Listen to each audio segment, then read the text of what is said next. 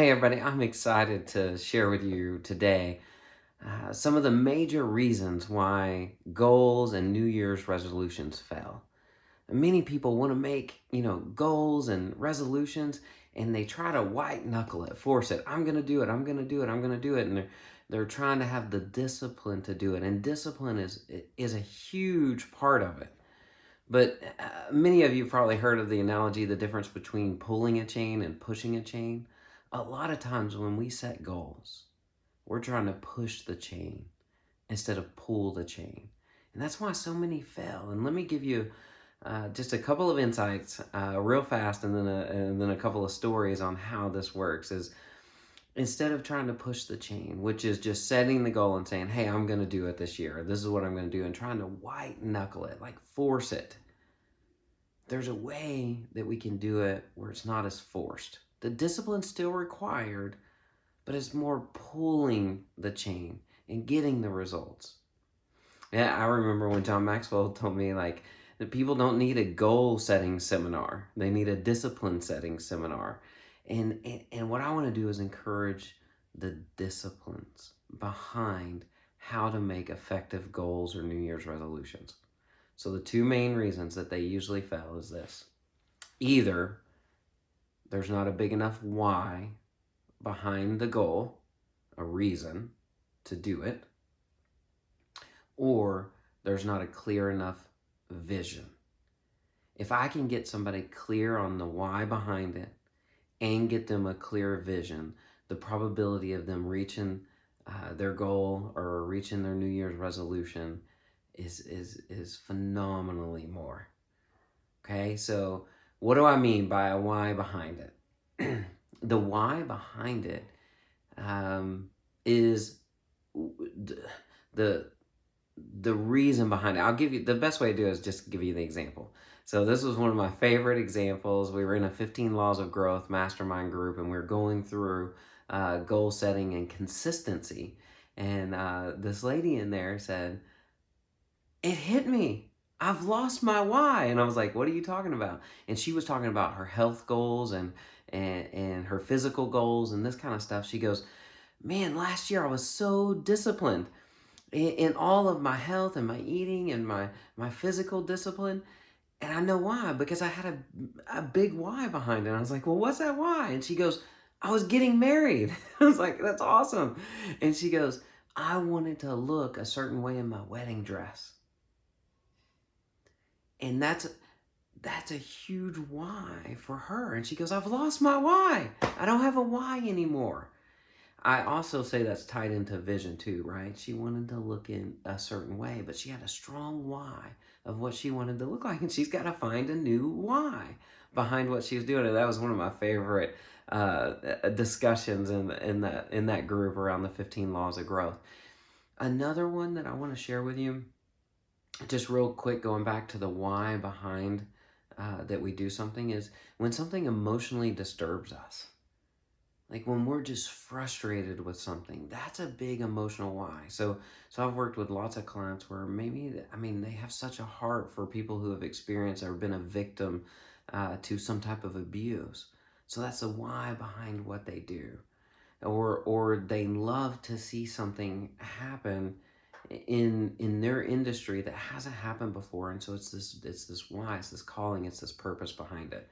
So if your goals don't have that attached to it, the chances of success are pretty low unless you've got extreme discipline and extreme accountability around you that pushes you. And even at that point, you probably get frustrated instead of having a why. So the next thing that I want to say is the vision part, which you heard some of that in there. The vision, and when I'm taking clients through setting a New Year resolution or a New Year goal or what they want for the next year, I'll often have them sit down and say, "Man, what would it look like for you to achieve this?" I'm trying to fast forward them, trying to show them the future and them getting a picture of what it would be like to have that, because that'll pull you forward.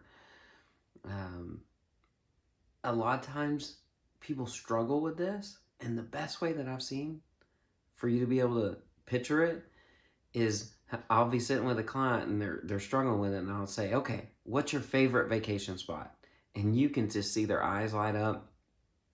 You can see them get really excited about it, and you can see that they just have this clear picture of what their favorite vacation spot is, and they can go there just like that. They can, they can tell you how it smells, how it feels, what it looks like. I mean, they can put themselves in that spot so fast. And that's what I would want for you on your goals.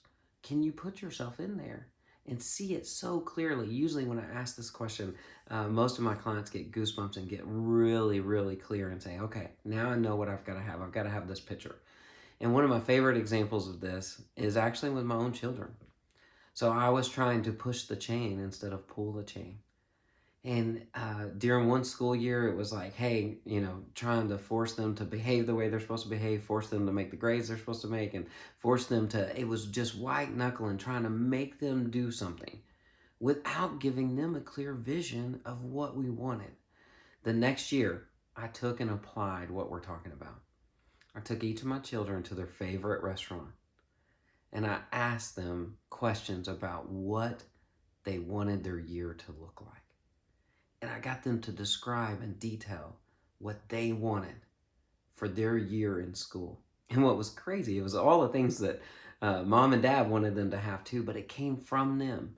And I asked them, okay, what would be the highlight reel of the year? And it was get along with the teachers, make good grades, make great friends, all the things you probably want as a parent. They described themselves. And I would remind them of just a highlight reel. That year, I wasn't pushing the chain. They were pulling the chain. I didn't have to go through anything with any of their teachers, with any of their grades, with any of their friendships, because they already had a picture of what they wanted. There's so many other examples that I can give you. One of my favorite, I'm just going to give you one more and I'm going to wrap this up. Remember, the two reasons that goals fail is they don't have a big enough why behind them, or they do not have a clear enough vision of what it would be like to achieve that goal and what it would feel like. The last one is right along that vision. I was working with a client. We had taken care of a lot of his business things, and we got down to he wanted to improve his marriage. And I asked lots of questions. I could give lots of details on that. We'll do that another day. But it got down to what he wanted. And I said, what do you want in your marriage? And he went through all kinds of things, but nothing was clear. Nothing was just like that vacation that he could see, feel, hear, taste, sense. And through lots of questions, he finally got to this point. What would it be like? What do you want your marriage to be like looking forward? And he goes, I want to dance with her like we danced on our wedding night. And I could see on his face that that was the clear picture that he wanted to work for. And that pulled him forward to do things to improve their marriage so much. So I just encourage you, find the why and get a clear vision. Make sure you can see the highlight reel of where you're going. And I promise you it will help you become much more effective in your achievements.